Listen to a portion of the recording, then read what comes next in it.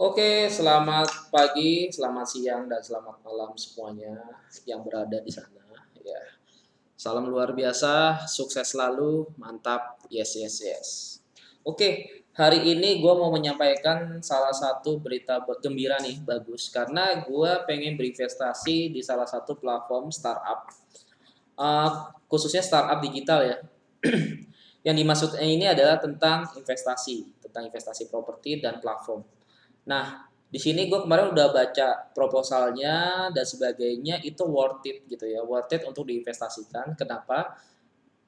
Eh, karena selain dia punya fasilitas tuh banyak.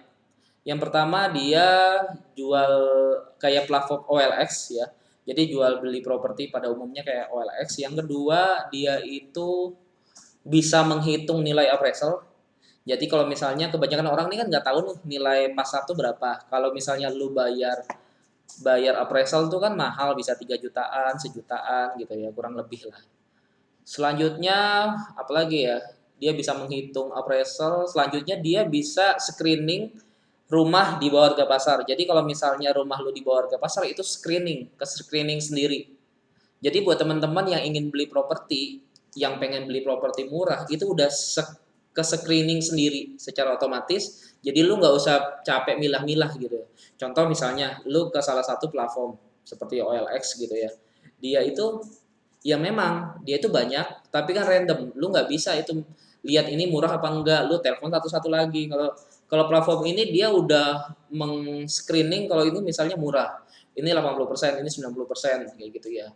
Ini lebih mahal, ini properti mahal, lebih mahal berapa persen kayak gitu. Itu men-screening, guys. Nah, selanjutnya yang paling populer yang gua rasa nanti akan populer adalah nanti itu ada program yang namanya patungan beli properti, sorry. Patungan beli properti. Nah, cara kerjanya itu hampir sama. Nah, kebanyakan yang gue ketahui, kenapa orang miskin itu tambah miskin, itu disebabkan karena mereka tidak punya kesempatan. Sebenarnya orang itu bisa kaya, guys. Semua orang itu bisa kaya, tapi mereka tidak diberi kesempatan. Ya, kayak gitu. Jadi, kenapa orang miskin tambah miskin? Karena dia memang tidak punya dana, tidak punya uang untuk berinvestasi. Uangnya pas-pasan gitu ya. Kenapa orang kaya tambah kaya? Karena memang dia uangnya lebih dan bisa diinvestasikan.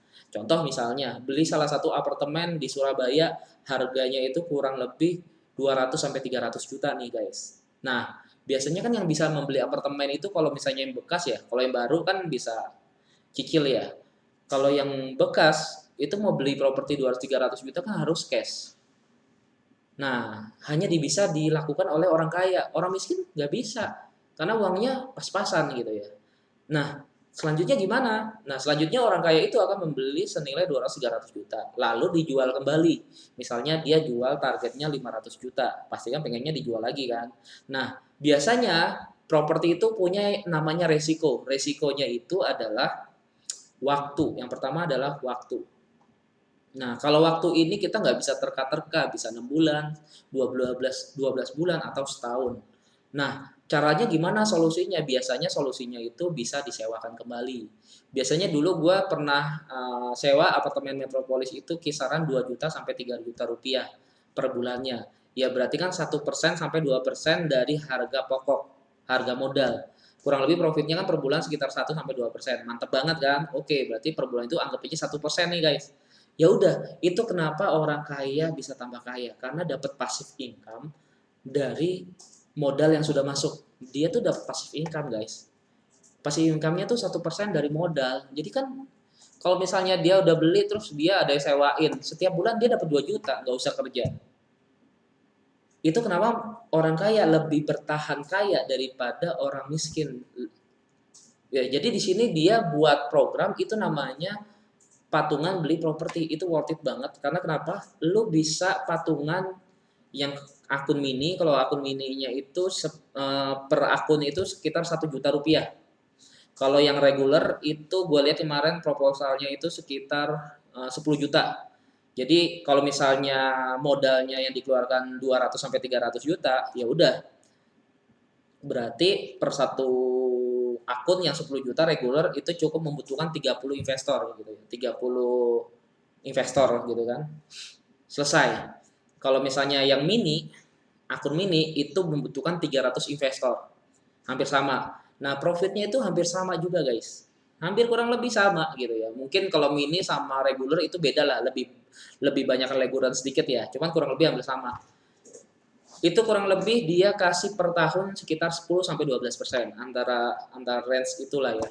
Mungkin yang mini 10, yang regular 12%. Gue juga kurang tahu tuh. Nanti gue kasih ketika gue emang udah deal-dealan sama dia, penjual apa namanya memang udah launching dan sebagainya, tunggu aja ya guys. Nah, kalau misalnya profitnya itu 1%, berarti kalau misalnya lu punya akun 1 juta, berarti 10.000 guys. Setiap bulan lu dapat passive income 10.000. Worth it banget kan untuk belajar investasi untuk pemula. Kalau misalnya lu investasi 10 juta, ya berarti kan 100.000, worth it lah. Kalau misalnya 50 juta, 500.000, hampir sama kayak lu investasi pada umumnya, investasi properti pada umumnya. Nanti kalau kejual baru sama aja kayak tadi, nanti uang yang sudah dipatungin, jadi kan uangnya contoh dari 1 juta udah terkumpul nih 300 juta, ya kan? Terkumpul 300 juta, terus target kita adalah jual. Yang namanya jual kan tadi balik lagi, resiko properti itu adalah ketika dijual kan agak lama. Kita tidak bisa prediksi waktunya gitu. Jadi solusinya adalah kita memberi target untuk disewakan. Dari hasil sewa itu yang kita bagikan kepada investor pemula tadi. Ya jadi pembagikan ya 1% sebulan. Jadi kalau misalnya lu invest 1 juta ya 10.000, 10.000, 10.000. Sampai kapan? Sampai ya itu terus. Sampai disewa terus, sampai terjual.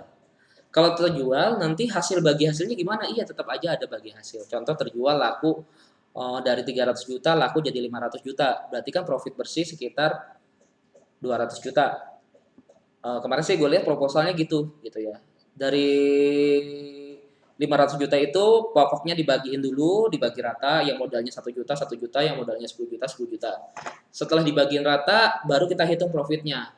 Pembagian sama manajemen. Ya kurang lebih ya kita bagi berapa, 80-20 atau 50-50. Tergantung kesepakatan. Gue juga belum tahu nih. Tapi gue bakalan akan invest di apa namanya di platform ini, startup. Keren banget sih kemarin gue lihat. Oke, jadi selanjutnya itu yang paling gue lihat sih. Jadi ada kesempatan orang apa namanya orang menengah ke bawah untuk berinvestasi properti dengan potensi dan kesempatan yang sama. Jadi kalau misalnya modalnya 200 juta dia dapat profit passive income itu sekitar 2 juta senilai 1%. Berarti kalau misalnya dia invest 1 juta, dia juga sama kesempatannya 1%. Jadi belajar itu dari bawah daripada lu investasi yang nggak jelas gitu ya. Dan resiko yang nomor dua, tetap masih ada resiko yang nomor dua. Resiko nomor dua adalah legalitasnya. Nah, pertanyaannya adalah ada yang nanya nih sama gua, Bang, itu legalitasnya gimana? Kan patungan banyak, nggak bisa dong kita transaksi notaris bareng-bareng 300 orang di notaris. Betul banget. Tapi nanti sementara kita ada surat perjanjian dari kita sendiri, kalau itu menandakan beli asetnya itu. Kayak banyak itu beli aset tersebut. Ya sertifikat ditaruh bisa di notaris atau di brankas ya. Atau di ini ya bisa di notaris dan sebagainya sesuai dengan kesepakatan. Nah, gue juga belum tahu apa namanya, tapi yang paling penting adalah kalau misalnya resikonya ada di legalitas, gue pastiin sertifikat ini sudah resmi uh, checking BPN. Jadi memang sudah dicekking BPN, terus juga kita udah konsultasi sama beberapa konsultan kita, konsultan pajak, terus juga pengacara dan sebagainya untuk menggaransikan kalau ini yang kita beli itu aman. Kalau masalah legalitas dan segala macam, lu bisa apa namanya dikasih surat perjanjian dari kantor perusahaan kita. Katanya kantor perusahaannya dia ya. Terus selanjutnya nanti transaksinya nggak perlu khawatir bukan nama perorangan ya guys, bukan nama perorangan. Jadi kalau misalnya mengaku-ngaku atas nama perusahaan ini nggak bisa karena dia harus transaksi ke nama perusahaan. Jadi nomor rekeningnya tuh nomor perusahaan gitu ya, bukan nomor perorangan. Itu resiko nomor 2 sudah diatasi dengan tenang. Lu kalau mau investasi langsung sama nomor rekening perusahaan tersebut. Nah, selanjutnya adalah kesempatannya kalau misalnya buat yang lu marketing yang biasa ekspor di bagian marketing, lu bisa pakai namanya fasilitas member get member. Jadi orang yang udah join di patungan beli properti gitu ya, lu bisa pakai fasilitas member get member. Di situ tuh lu bisa dapet komisi guys. Contoh misalnya lu ngajak orang terus dapat transaksi, lu dapat komisi 1-2%, kurang lebih kayak gitulah, dapat komisi. Dan kalau misalnya lu mencapai target itu dapat voucher. Contoh targetnya kemarin sih gue lihat 50 juta ya, target 50 juta, 200 juta sama 500 jutaan gitu ya. Biasanya dapat voucher contoh kalau misalnya 50 juta itu dapat paket apa voucher makan sekitar satu keluarga 4 orang itu makan sepuasnya di ini Hanamasa. Atau lu mau tukerin lagi pakai duit bisa. Jadi ditukar kalau nggak mau vouchernya lu tukerin pakai duit. Itu bisa. Itu ada jenjangnya guys. Jadi kalau 200 juta targetnya masuk, lu dapat apa kayak gitu sih. Jadi menurut gua sih worth it banget. Apa namanya? Selain lu bisa investasi, lu juga bisa pakai fasilitas member get member, lu dapat bonus ya dan lu mulai bisa belajar tentang investasi. Dan lu juga bisa join di Telegram gua, belajar bisnis, belajar investasi bareng ya. Dan gua rasa kalau misalnya orang mau kaya pasti diberi kesempatan yang sama agar lu bisa kaya. Gua tutup pembicaraan ini dengan satu cerita ya. Jadi gua tutup pembicaraan ini dengan satu cerita guys. Jadi pertanyaannya adalah kenapa misalnya kita ngelihat negara-negara miskin seperti yang ada terjadi sekarang di mana ya, di Afrika, di mana itu negara miskin terjadi karena apa? Ya kan? Karena tidak ada SDM ya, karena perang jadi orang malas investasi ke situ. Terjadi perang. Makanya jangan sampai Indonesia ini terjadi perang karena kalau misalnya perang, investor tidak akan investasi di Indonesia. Makanya buat negara ini aman supaya investor datang ke Indonesia semua ya. Nah, yang kedua adalah kenapa mereka miskin terus? Itu karena mereka tidak diberi kesempatan, tidak diberi modal. Gue yakin semua orang ketika diberikan modal itu pasti bisa sukses, asalkan dikasih tahu tentang manajemen keuangan kayak gitu. Jadi gue rasa ketika lu bayangin, lu nggak pernah punya uang 1 M, tapi gue kasih uang 1 M, pasti nanti kalau gue ajarin lu harus invest kayak gini, gini, gini, pasti lu juga bisa kaya guys. Jadi tujuannya gua ngasih informasi kayak gini gratis, itu tujuannya untuk membantu teman-teman gimana caranya untuk mendapatkan kesempatan yang sama seperti orang kaya. Jadi seperti orang kaya tuh mendapat kesempatan dari belajar investasi properti dengan profit segini passive income. Gua pengen masyarakat Indonesia itu mendapatkan kesempatan yang sama seperti orang kaya. Bisa minjem di bank, bisa bisa mendapatkan modal, bisa mendapatkan investor, bisa bisnis, bisa tahu aturan perusahaan dan bayar pajak yang benar dan legal gitu ya.